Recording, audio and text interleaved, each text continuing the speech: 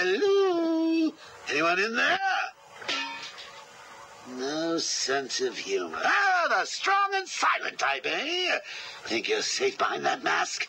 Give me 20 minutes and a can opener, and I'll have you whimpering like a schoolgirl. You might like it. That's enough, patient. Guard, leave us. Yes, sir. Good afternoon.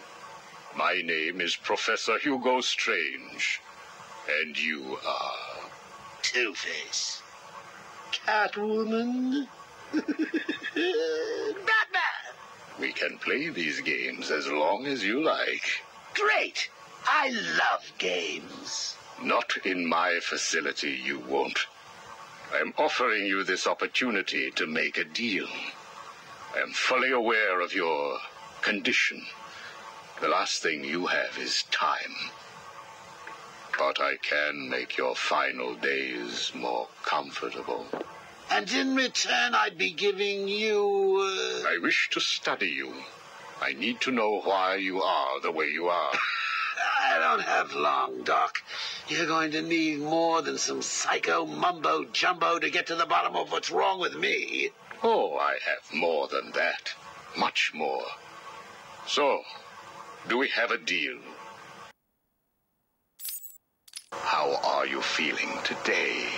You promised me another doctor, Strange. Maybe you shouldn't have killed the one I sent last week. What made you do it? Fish gotta swim, birds gotta fly. Besides, it was worth it to see the look on her face. Hey, you know what? I think I've got a piece of it here in my pocket. You are trying my patience. That was the third doctor you've killed. Well, keep sending them, Doc. I'm trying to break my record. I think it is for something for me. Name it, Doc. Tell me how you came to be. Explain what made you what you are today. How you come to be sitting across the table from me. Dying. Is that all? Well, I guess you could say I once had a very bad day. Really? Go on. It was a Thursday night. Things had been getting worse. I was 3 days from the bank foreclosing on my home. The chemical plant I worked nights at was about to lay off half the workforce.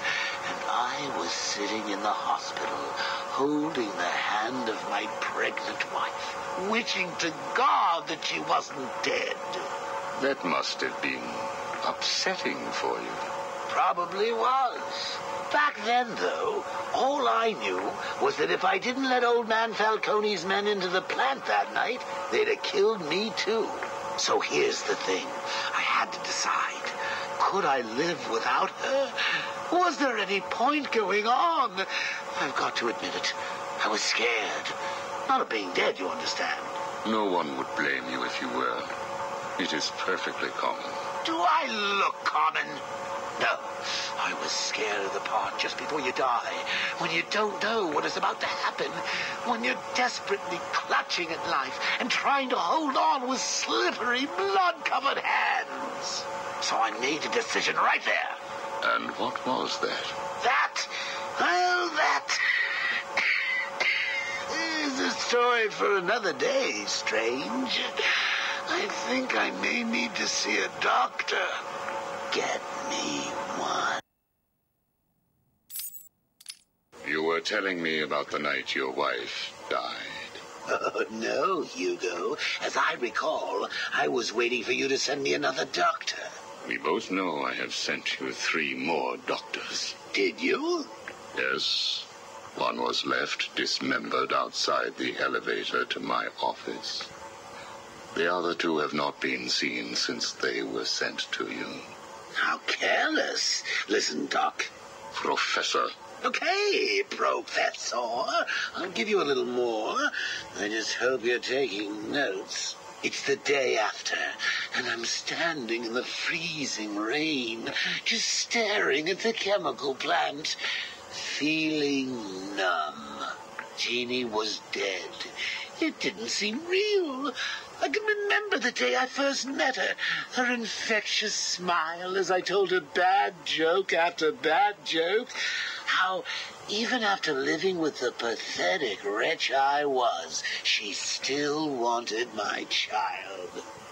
And then they arrived. Reality's way of yanking me another wedgie. Falcone's men told me to cheer up. He said things could be worse. I asked him how. He grabbed me by the collar, pulled me close. He'd been eating garlic, and each word stank as he threatened to perform oral surgery on me with a nail and a brick. Creative guy. They hand me a box. I remember thinking it was heavy. Was it a bomb? A gun? I'd never used a gun before. Were they that heavy? And what was in the box? How's that doctor coming along? I'll get you one. And when you do, I'll tell you the rest.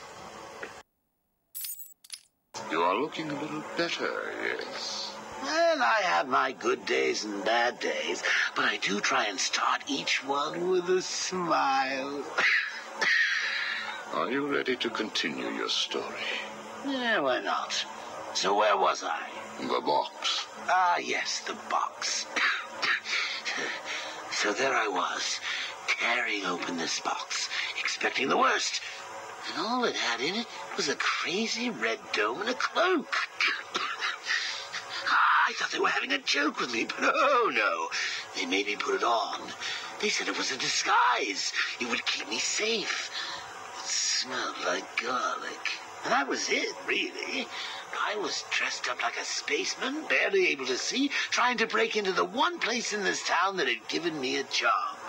Have you ever tried to walk with an enormous fishbowl on your head? Don't answer that. It's hard. I couldn't see where I was going. I must have tripped one of the alarms. I heard muffled gunfire. I panicked and tried to run. And then I saw him. Who? Batman. Really? Yes, really. Batman tried to hit me. I moved out of the way, but, well, what you need to understand is I had this giant bowl on my head, and I lost my balance. It's like life, really. 1 minute everything's bad, the next your wife's dead and you're hanging on for dear life, suspended over a tank of experimental chemicals. I'm sure he'd say he tried to save me, but we all know he didn't. I fell. For a second, just as I hit the surface, I thought I may just get away with this. I assume that wasn't the case. Do I look like I got away with it? I was drowning.